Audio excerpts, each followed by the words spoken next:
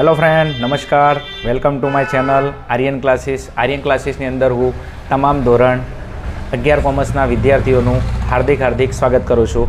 વિદ્યાર્થી મિત્રો, આજે આપણે તમારા ધોરણ 11ની અંદર પ્રથમ પરીક્ષા આવી રહી છે. તો આ પ્રથમ પરીક્ષાની અંદર તમારો જે 11 કોમર્સનો એક મનગમતો તમારો વિષય છે અર્થશાસ્ત્ર, ઇકોનોમિક્સ. ઘણા બધા વિદ્યાર્થીઓને એક પ્રશ્ન હોય છે કે સાહેબ ઇકોનોમિક્સની અંદર પ્રશ્ન આવડે છે, કયા વિભાગની અંદર કેટલા મુદ્દા લખવાના, પેપર કઈ રીતના લખવાનું, એમ આવડે તો છે પણ પેપર સ્ટાઇલ કઈ રીતના લખવાની. તો તમારા માટે હું આ વિડીયોની અંદર એક ટોપર વિદ્યાર્થીનું પેપર કેવું હોઈ શકે છે કે જેને અર્થશાસ્ત્રની અંદર 50માંથી 50 ગુણ આવેલા હોય એમ. તો વિડીયોને અંત સુધી જોજો. 100% તમે આ રીતના પેપર લખશો તો તમારે પરીક્ષાની અંદર 50માંથી 50 માર્ક્સ આરામથી આવી શકે છે. આવડવું ઇમ્પોર્ટન્ટ નથી, પણ પેપર કઈ રીતના લખવું એ વસ્તુ મેઇન ઇમ્પોર્ટન્ટ છે. ચલો જોઈ લેજો. અહીંયા વિદ્યાર્થીનું પેપર બરાબર છે આ ટાઈપનું હોય છે કે જેમાંથી વિદ્યાર્થીને 50માંથી 50 ગુણ આરામથી મળી શકે છે એમ. તમે જોઈ શકો છો અહીંયા તમારા ઇકોનોમિક્સની અંદર વિભાગ એની અંદર, તો અહીંયા વિભાગ એ તમે જોઈ શકો છો બ્લેક બોલ પેનથી અંડરલાઇન કરેલો છે. વિભાગ એની અંદર તમને ખબર છે કે નવી પેપર સ્ટાઇલની અંદર ટોટલ આપણે 10 MCQ આપવામાં આવેલા હોય છે અને 10-10ની અંદર તમે જોઈ શકો છો number 1, number 2, number 3, number 4, number 5, number 6, number 7, number 8, number 9, number 10. તમે જોઈ શકો છો 10-10 કમ્પ્લીટલી લખેલા છે. બીજું એક લીટી છોડી છે જેના કારણથી નિરીક્ષકને પેપરની અંદર જોતી વખતે એકદમ તમારું પેપર સચોટ દેખાય એમ. તો વિભાગે તમે આ રીતના સરસ મજાનો લખેલો હોય તો તમે જોઈ શકો છો 10માંથી 10 તમને આરામથી તમારો પેપર ચેકર તમને આપી શકે છે. ઓકે, ચલો એના પછી વિભાગ બી વિશે આપણે જોઈએ. તો વિભાગ બીની અંદર જો વિભાગ બીની અંદર આપણે પ્રથમ પરીક્ષાની અંદર ટોટલ આપણે 5 વ્યાખ્યાઓ આપવામાં આવે છે. તો 5 વ્યાખ્યાની અંદર તમે જોઈ શકો છો પહેલો પ્રશ્ન લખેલો છે કે આર્થિક જગતમાં માનવીના 3 સ્વરૂપો હોય છે. ઓકે, તો 3 સ્વરૂપો જો એક જ લાઇનમાં નહીં લખેલા, 1, 2, 3 નંબર પાડીને લખેલા છે.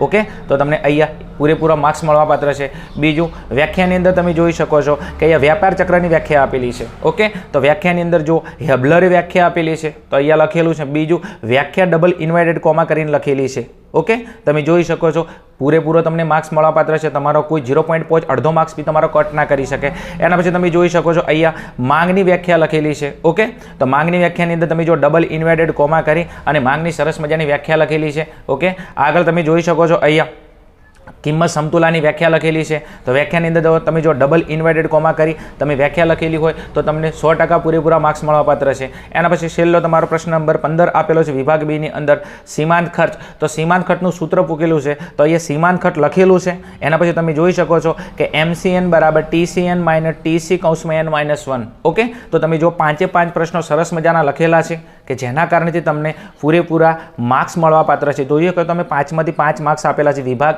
બીની અંદર. ઓકે, ચલો આગળ આપણે વિભાગ એના પછી નેક્સ્ટ સીની અંદર જોઈશું. તો વિભાગ સીની અંદર જોઈશું અહીંયા તમને કીધું છે માંગના નિયમની ધારણાઓ. તો તમે જોઈ શકો છો માંગના નિયમની ધારણાઓ. ઓકે, કેટલી છે? 5. તો 5 ધારણા સરસ મજાની લખેલી છે અને એમાં પાછું જો માંગના નિયમની ધારણાઓ નીચે મુજબ છે. ઓકે, તમારે પરીક્ષાની અંદર તો સીધો તમારે પ્રશ્ન નથી લખવાનો, સીધો જવાબ લખવાનો છે, પણ તમે આ રીતના લખો છો કે માંગના નિયમની ધારણાઓ નીચે મુજબ છે. તો તમે જોઈ શકો છો 1 થી 5 સરસ મજાના નંબર પાડેલા છે. ઓકે, જોઈ શકો છો તમે અહીંયા. એના પછી નેક્સ્ટ બીજા નંબરના ક્વેશ્ચનની અંદર તમે જોઈ શકો છો ક્વેશ્ચન તમને જમીન વિશે પૂછ્યો છે કે જમીન એટલે શું, જમીનના લક્ષણો. તો જમીનની વ્યાખ્યા તમે જોઈ શકો છો અને બીજું ખાસ કે આ જમીનની વ્યાખ્યા માર્શલે આપી છે એવો પણ ઉલ્લેખ કરેલો છે જો, અને એ પણ પાછું ઇન્વર્ટેડ કોમાની અંદર. જ્યારે પણ પરીક્ષામાં વ્યાખ્યા પૂછાય છે તમે ડબલ ઇન્વર્ટેડ કરીને લખો તો 100% શિક્ષક તમને પૂરેપૂરા માર્ક્સ આપી શકે છે. શિક્ષકને ખબર પડે કે વિદ્યાર્થી લેંગ્વેજનો ઉપયોગ કરીને સરસ મજાનું લખાણ લખેલું છે. બીજું એના પછી તમે જો ઉદાહરણ બી લખેલું છે પાછું.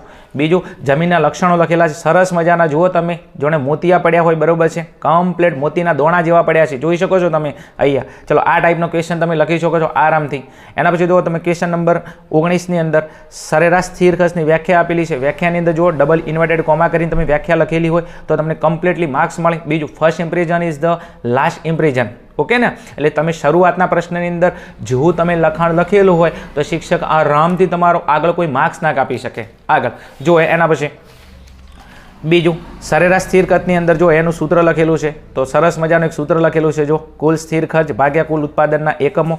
બીજું એ તો સૂત્ર લખ્યું છે પણ પાછું ઇંગ્લિશની અંદર સૂત્ર આપેલું છે કે AFC બરાબર TFC ભાગ્યા TP. ઓકે, કોઈ તમારો માર્ક્સ ના કાપી શકે વિદ્યાર્થી મિત્રો, આવું પેપર તમારું લખેલું હોય તો એમ. ઓકે, ચલો પ્રશ્ન નંબર આગળની અંદર જો માંગના મૂલ્ય સાપેક્ષા માપવાની રીતો તમે જોઈ શકો છો. 3 રીતો છે, એક જ લાઇનમાં નહીં લખેલું, 3 નંબર પાડેલા છે. ઓકે, 2માંથી 2 માર્ક્સ તમને આરામથી મળી શકે છે. એના પછી તમે અહીંયા જોઈ શકો છો આગળ પ્રશ્નની અંદર જે પણ તમને વ્યાખ્યા આપેલી છે. ઓકે, શ્રમિકની તો અહીંયા વ્યાખ્યાની અંદર જો ડબલ ઇન્વર્ટેડ કોની સરસ મજાની વ્યાખ્યા આપેલી છે. જો ટોટલી તમારા પ્રશ્નો વિભાગ બીની અંદર કમ્પ્લીટલી લખેલા છે, વિભાગ સીની અંદર તો 5-5 પ્રશ્નો તમને 10માંથી 10 આરામથી મળવાપાત્ર છે એમ. આ ટોપર વિદ્યાર્થીનું પેપર આવું હોઈ શકે છે. જો તમે આવું પેપર લખી શકો છો તો 50માંથી 50 માર્ક્સ આવતો તમને કોઈ નહીં રોકી શકે એમ. ચલો એના પછી આગળના મોટા વિભાગની અંદર જો ઘણા બધા વિદ્યાર્થીઓને અહીંયા પ્રશ્ન હોય છે કે સાહેબ વિભાગ ડીની અંદર મોટો પ્રશ્ન ઊભો થાય છે. ઓકે, ચલો આરામથી એમ, કારણ કેટલા મુદ્દા લખવા, પ્રશ્ન કઈ રીતના લખવો એમ. તો જો અહીંયા પ્રશ્નની અંદર તમને પુરવઠાની વ્યાખ્યા પૂછી હતી તો ઇન્વર્ટેડ કોમા કરી પુરવઠાની વ્યાખ્યા લખેલી છે સરસ મજાની. એના પછી પુરવઠાને અસર કરતા પરિબળો લખેલા છે તો સરસ મજાના અહીંયા પુરવઠાને અસર કરતા બંને પરિબળો લખેલા છે. ઓકે, અને બીજું અહીંયા પછી એના પછી તમે જોઈ શકો છો આ પરિબળોને સમજાવવા માટે તમે અલગની બોલપેનનો ઉપયોગ કરી શકો છો આ રીતના. તો અહીંયા અલગથી બોલપેનનો ઉપયોગ કરેલો છે જેના કારણે શિક્ષકની નજર કમ્પ્લીટલી અહીંયા પડે એમ. ઓકે, બીજું આ કિંમત વિશે સમજાયેલું લખાણ તમે જોઈ શકો છો, તમને 100% પૂરેપૂરા માર્ક્સ આ રીતના મળી શકે છે. બીજું બીજા નંબરના પરિબળની અંદર તમે જુઓ છો વસ્તુની કિંમત સિવાયના અન્ય પરિબળો.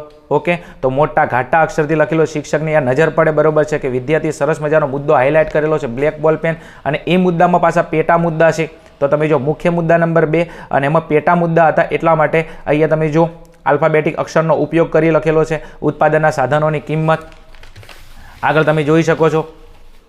અહીંયા જો ટેકનોલોજીની કક્ષા. ઓકે, તમે આગળ જોઈ શકો છો અહીંયા ભવિષ્યની કિંમત અંગેના અટકળો, અન્ય પરિબળો. બીજું આના જે લખાણ તમે જુઓ ખાલી. બીજું ઘણા બધા વિદ્યાર્થીઓ ભૂલ શું કરે છે કે નિબંધની જેમ લખાણ લખી દે છે, પછી કે અમારે માર્ક્સ નથી આવતા. માર્ક્સ ભૈયા ના આવે એ રીતના માર્ક્સ લાવવા હોય તો આ રીતના તમારે જો મુદ્દા પાડેલા હોવા જોઈએ. તમારું લખાણ કેટલું સરસ મજાનું બોલતું હોય. જો આ તમે પોઈન્ટ પાડીને લખો છો તો તમને પૂરેપૂરા માર્ક્સ મળી શકે છે એમ.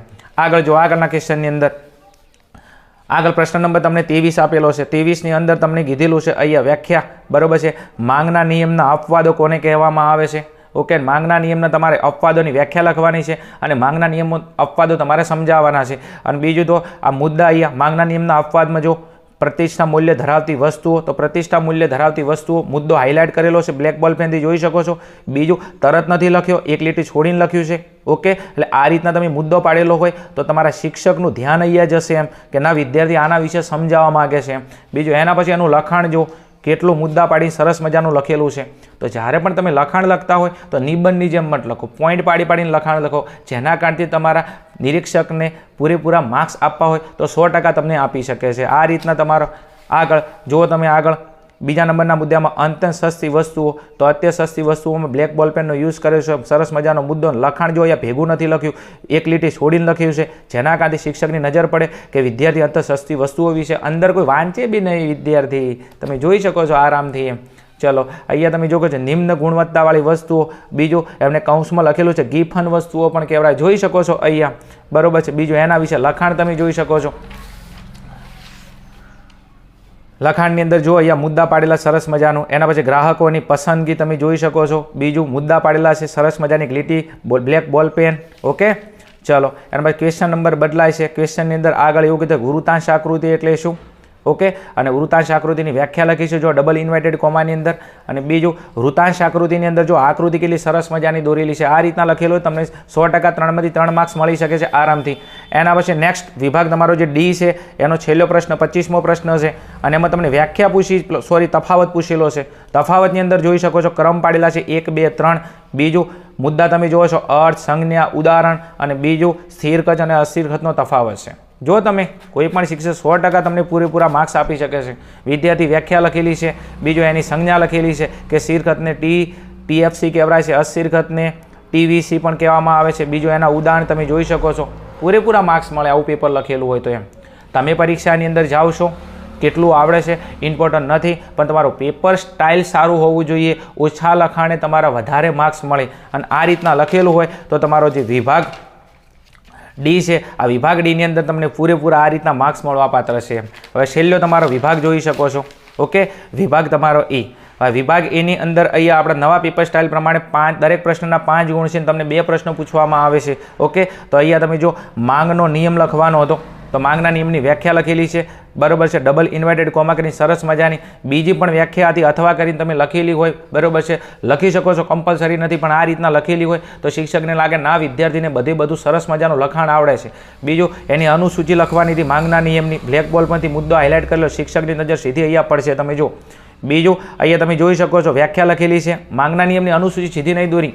ઓકે, આ રીતે તમે અનુસૂચિની વ્યાખ્યા લખો છો તો શિક્ષક, બરોબર છે, અહીંયા આકર્ષે તમારા પેપર તરફથી કે ના વિદ્યાર્થી કંઈ કહેવા માંગે, સરસ મજાનું લખાણ છે, વિદ્યાર્થી સમજી વિચારીને લખાણ લખેલું છે.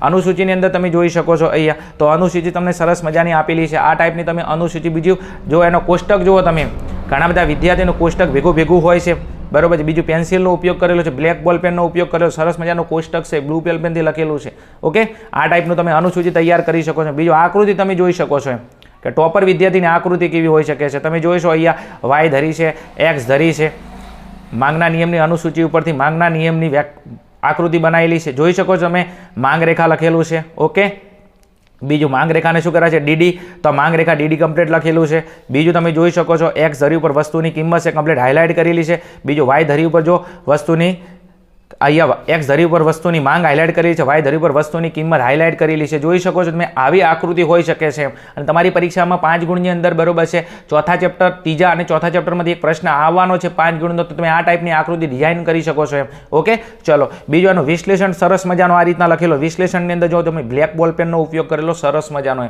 બીજું જો વિશ્લેષણમાં નિબંધની જેમ નથી લખેલું, બધા મુદ્દા લખેલા સરસ મજાના, જો પોઈન્ટ ટુ પોઈન્ટ કરીને. ઓકે ને? ઓકે, ચલો આગળ તમે જોઈ શકો છો લાસ્ટ ક્વેશ્ચન છે, બરોબર છે.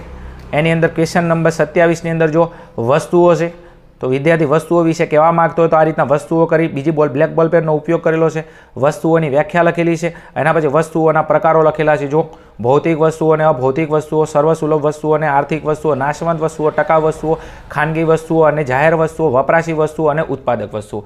ઘણા બધા વિદ્યાર્થીને ખબર ના હોવાના કારણે વિદ્યાર્થી શું કરે છે, બધા પ્રકારો સમજાવવા બેસી જાય. ના, પરીક્ષાની અંદર તમને જેટલું કીધું હોય એટલું સમજાવવાનું. પહેલાં વસ્તુના પ્રકારો કીધેલા છે તો વિદ્યાર્થી જો આ ટાઈપના તમારા બધા પ્રકારો લખેલા હોવા જોઈએ.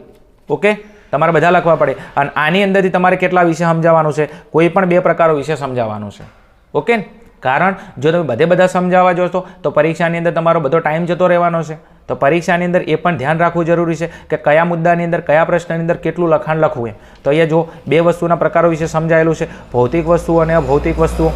ઓકે, જોઈ શકો છો તમે આરામથી, સરસ મજાનું. બીજું વ્યાખ્યા, બરોબર છે, વ્યાખ્યા ભૌતિકની એના એક્ઝામ્પલ, તમે જો વ્યાખ્યા ભૌતિકની એના એક્ઝામ્પલ, સરસ મજાનું લખાણ લખેલું છે, કોઈ અડધો માર્ક્સ તમારો ના કાપી શકે. એના પછી જો બીજી વસ્તુના પ્રકારની અંદર જો નાશવંત વસ્તુઓ લખેલી છે અને ટકાઉ વસ્તુઓ લખેલી છે. ઓકે, તો નાશવંત વસ્તુઓની અંદર લખાણ તમે જોઈ શકો છો, આ ટાઈપનું મુદ્દા પાડીને તમે લખાણ લખેલું હોય તો 100% તમને સારામાં સારા માર્ક્સ મળી શકે છે પરીક્ષાની અંદર એમ.